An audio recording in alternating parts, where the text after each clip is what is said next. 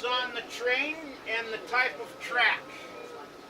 Narrow gauge trains can climb the side of that hill over there.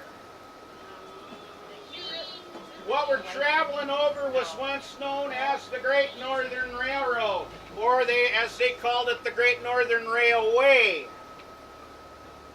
It was built across Marias Pass in 1887, 88, and 1889. I will get into that here in a little bit.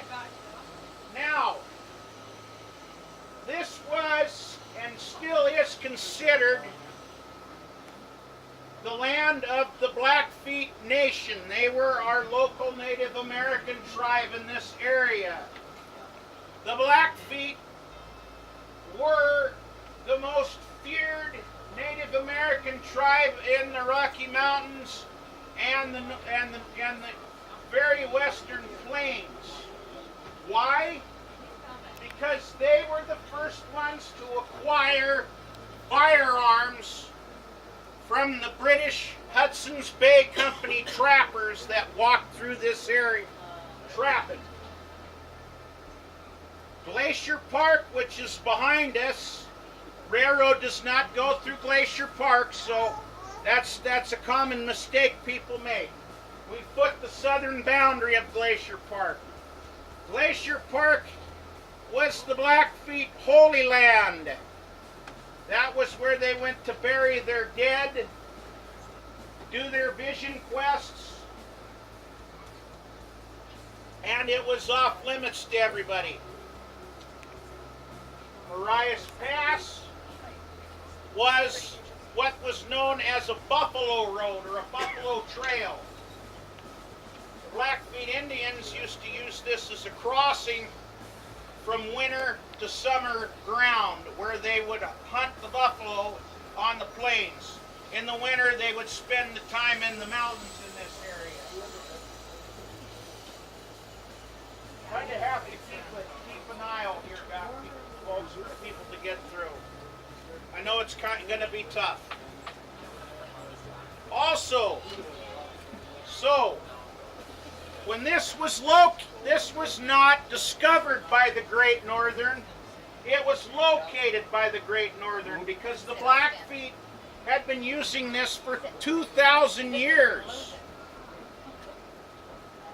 So when the Great Northern's president, James Hill, came out here to locate a railroad line to the Pacific coast, he was looking for an adequate crossing through the mountains. Now he had heard legends about this pass, excuse me, and wanted to know where it was.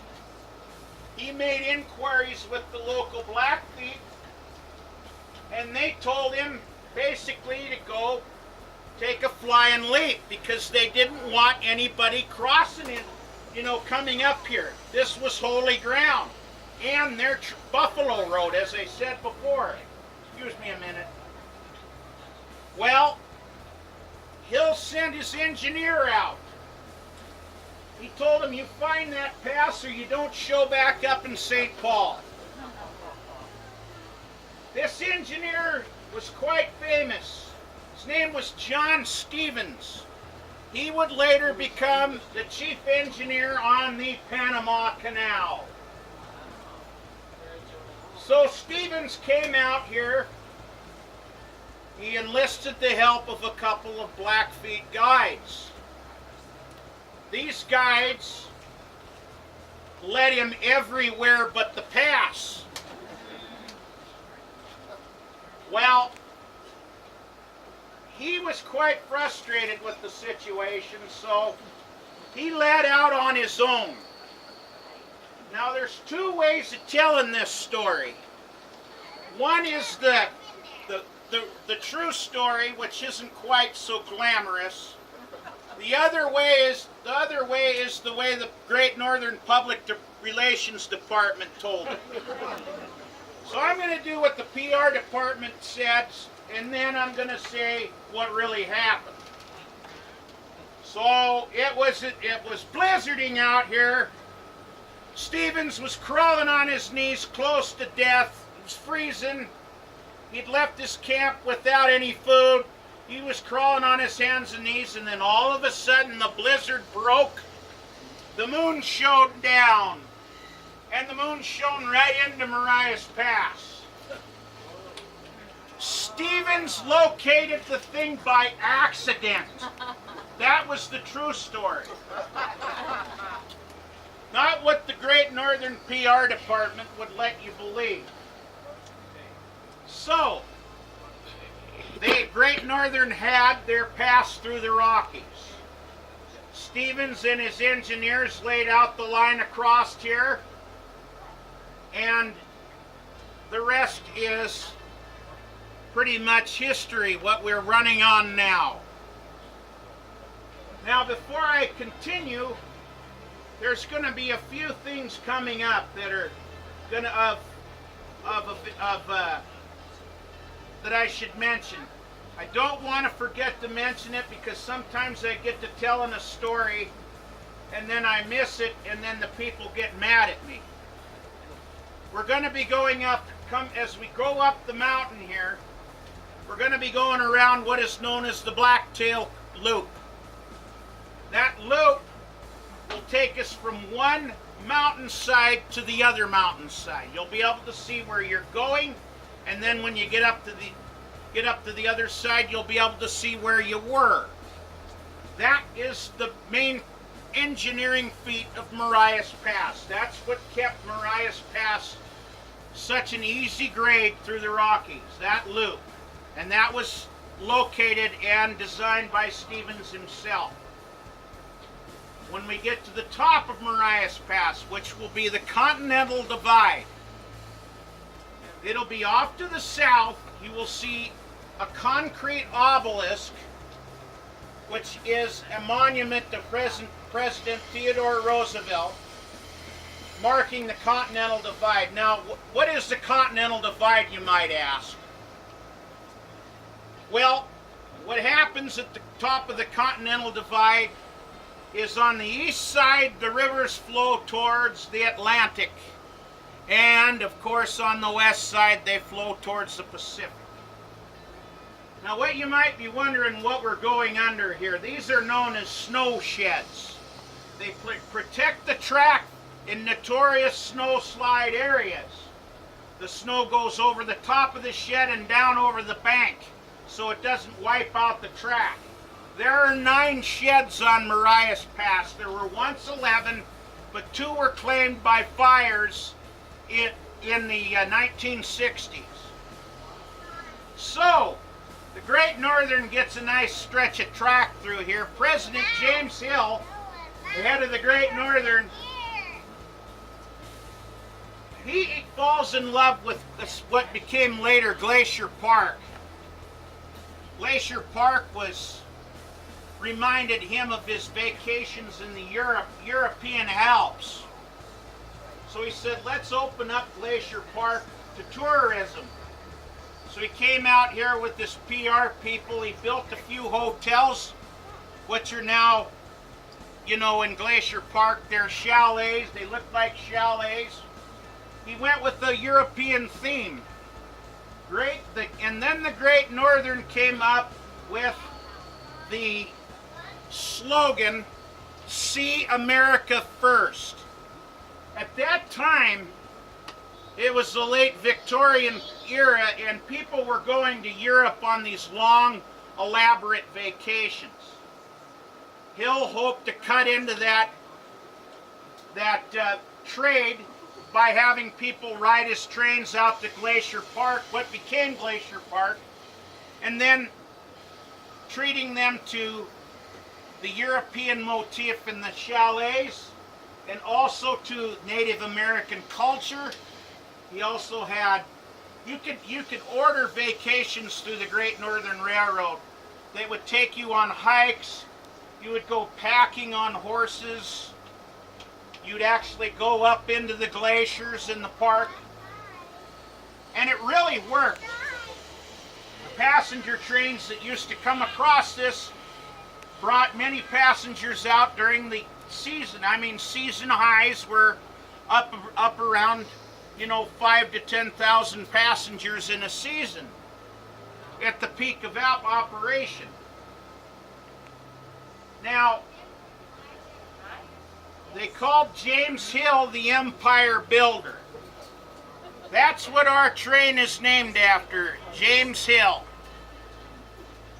Because he had gotten control of 2 other railroads with the Great Northern.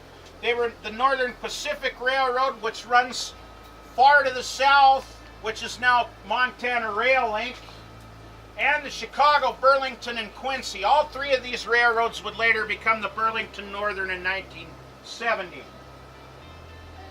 Now, that was his great empire, and then he also built a shipping empire that was obsessed with the Orient. And in fact, I'd say about 80, 90 years ago, you'd be riding on a train called the Oriental Limited instead of the Empire Builder.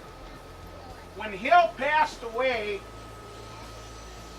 they renamed the flagship train the Empire Builder, and that Amtrak kept that name through to today.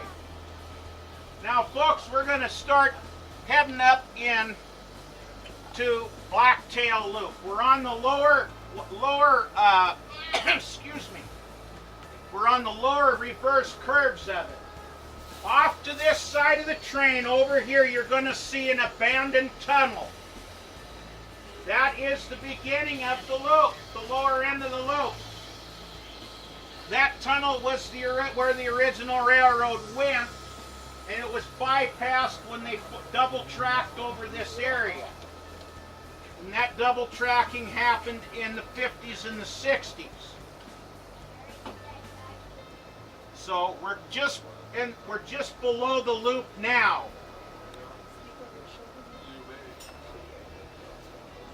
Any questions so far? Kind of keep the road open, keep the aisle open if you can, folks. Does anybody have any questions so far? Yes, sir. Where the rock flood areas, there are wires across, and Those are slide fences. If the rocks break those wires, it throws the signals red, stopping the train or dropping us to restricted speed. Here's the Blacktail Tunnel.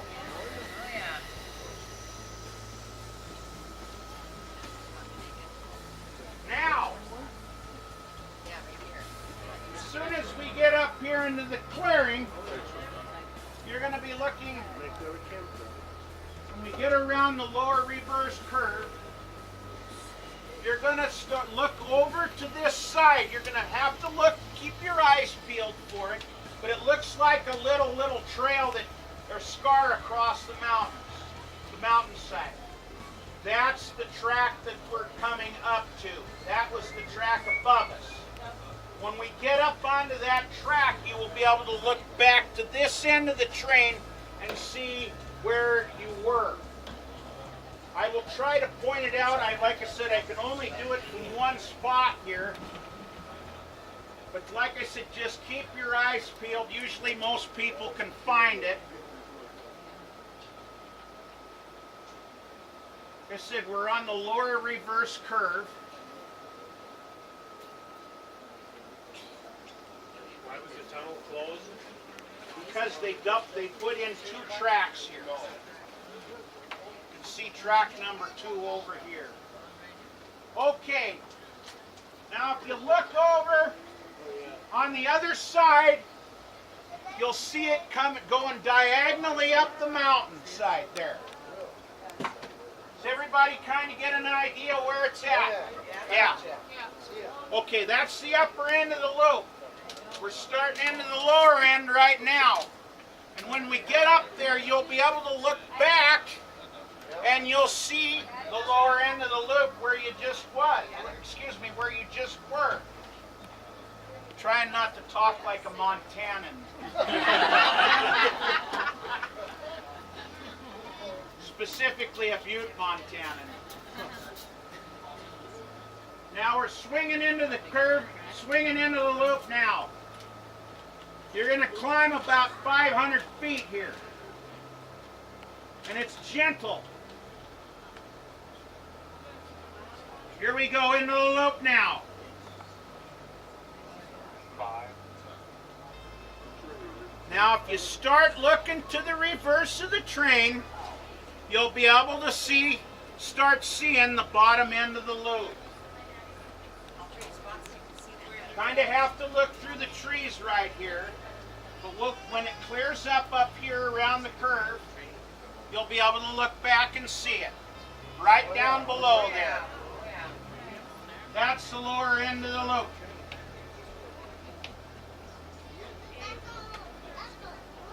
You were just down there.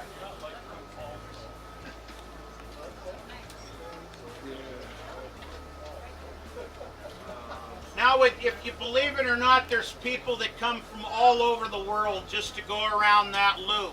It's very famous. It's just a famous piece of railroad. Now you can see you just traversed the Blacktail Loop, and a lot of people are going to look at it and you go, huh? Except the rail fans and the rail nuts. So, oh yeah. Now we're going to start pulling the steepest part of the, excuse me, not the steepest part, but start pulling towards the summit. And what you'll do is you'll see US Highway 2 will start coming up adjacent to the railroad tracks, and they go through the top of the pass together. That'll be on this side of the train.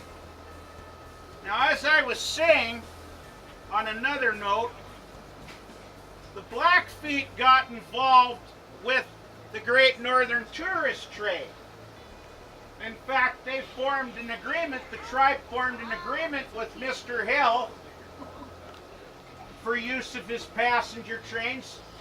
And down here, when we get to Glacier Park Station, the Blackfeet used to meet the train there in full dress and war dress regalia, and they would be there dancing and showing and exposing the Blackfeet culture to passengers as they came in to go to Glacier Park. The chief was a chief by the name of Chief Evening Star. Nobody really knows what age he was, but he lived to be over 100 years old. And if you look at the old Great Northern films from the 1920s, you will see Chief Evening Star on those films. He's a very elderly man at that time, but he was the one that got the agreement made with the Great Northern so they could travel on the trains for free. And that sort of agreement was common between railroads and Native American tribes, especially to get easement through their lands. And when we get down there past Glacier Park Station, you will cross the northern end of what is the modern Blackfeet reservation, the Blackfeet Nation. Any questions? Do they still get to ride the train for free? I don't think so. I think that ceased to exist in the 1960s, to be honest with you. If you ever get a chance, look it up on the internet or what have you. There was an artist that the Great Northern Commission by the name of Winold Reese. He made some of the most beautiful depictions of the Blackfeet. And to this day, most anthropologists and even the Blackfeet themselves say that they are the most accurate depictions. Great Northern used them in all their advertising, on their menus on the trains, calendars. They're very famous prints. I have a couple hanging on my wall at home myself. If you ever get a chance, check those out. They're pretty neat looking. Is there any questions at all so far? Winold Reese. He was an industrial artist out of New York. I think you could probably buy them on eBay too. The Great Northern handed them out, you know, as PR, for PR stuff. I know the calendars are really expensive and really collectible. So, any other questions? Where do you call home? My home, or where I'm based, or my actual home? My home is Butte, Montana. You picked up on the accent. Did you?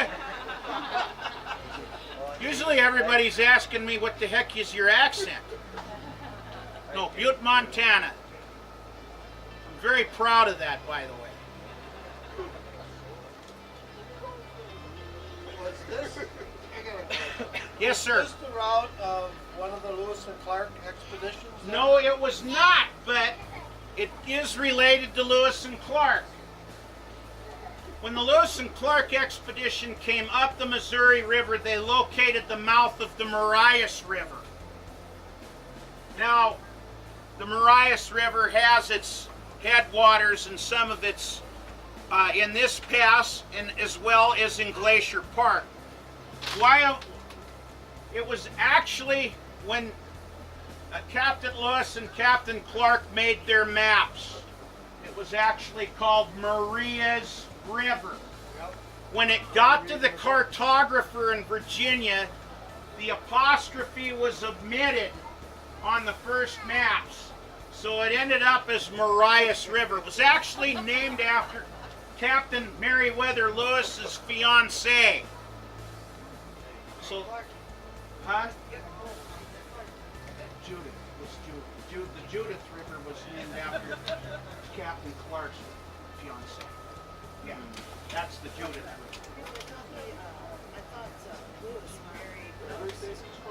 Yeah, her name was Maria. Maria, yeah, you're right.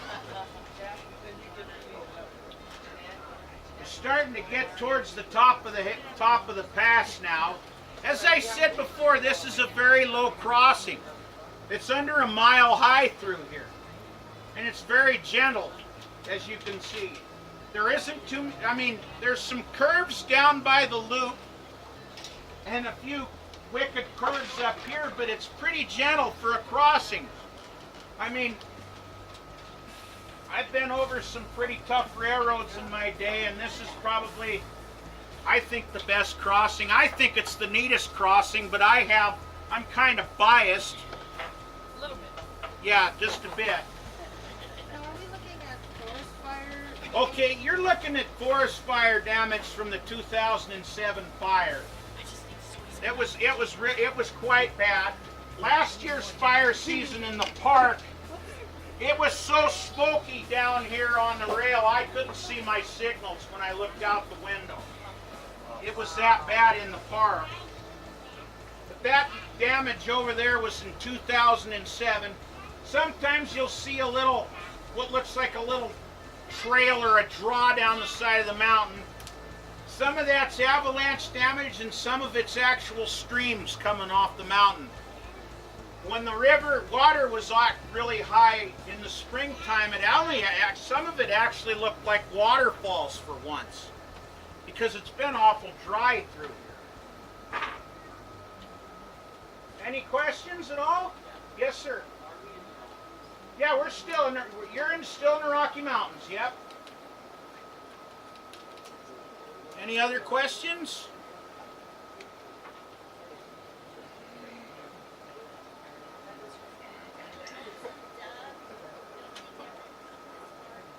No, it did not.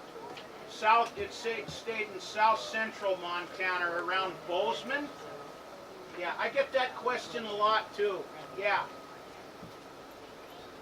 Any other questions?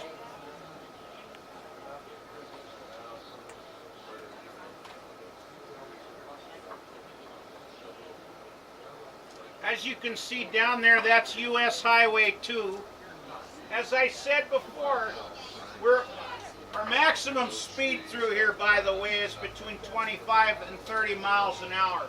If we got going faster than that, it'd be a bad day. Yes, sir.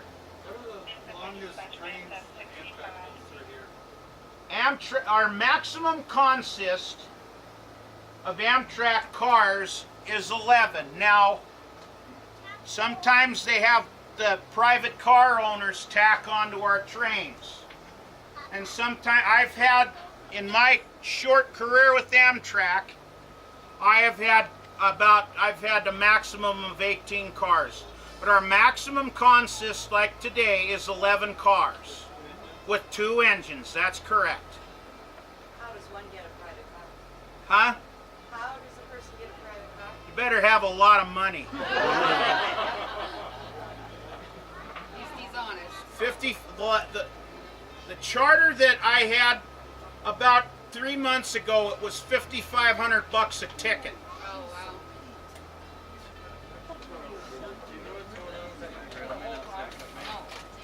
wow. Oh, there was a question here about the derailment we had the other day outside of Cutbank. When we cross the Two Medicine Bridge, I won't be able to point that out because I have to get back to work after we crest the mountain here. But we had a grain train crack up. And I was on number 7 following behind it, and I had to break the wonderful news to my passengers that they were going to have to get on a bus and go to Whitefish.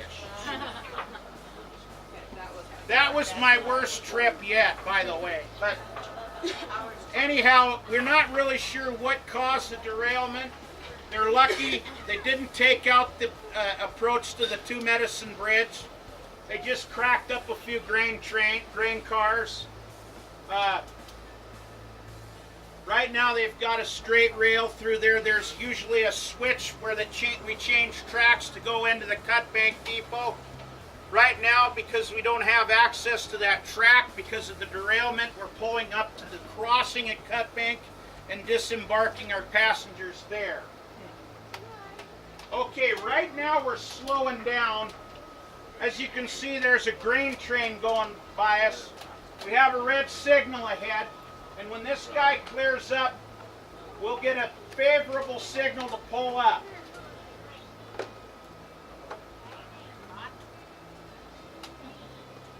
This is what on the railroad we call this centralized traffic control, or CTC. Our dispatchers are sitting in a bunker in Fort Worth, Texas, dispatching this line right now. Got a question? How often do they have to replace the ties or rails? Ties and rails, it depends. It depends on the wear. On certain stretches, that's what we call a brake application, folks, by the way, that little jolt. As you can see, I'm pretty fair-footed now. You have to walk like a drunk person on this train in order to get around. That's the only way I can describe it. And I'll tell you what, the drunk people even have a hard time. Anyhow, needless to say, curves and approaches to curves require biannual work. Now, ties, usually it depends on the type of tie. We have 2 types of ties on this route.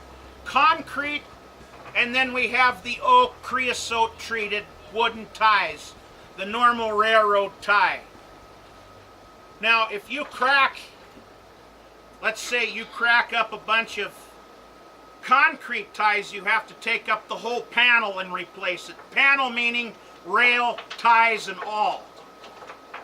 Now, if you were to crack up a wood tie, all you have to do is jack the track up, take a claw, pull it out, slide a new one in, spike it down. So it's pretty simple. It's easier to fix a wood tie rather than a concrete one. But yeah, it just depends on the stretch of rail. Curves get the most wear. Yes, sir. Does the derailment take out the track when that one derailed this week? Yeah, it tied up the line for 24 hours. But I mean, did it physically take the track out? Yeah, it did. Yeah, it did. Sometimes we had one the other day that we were lucky. The wind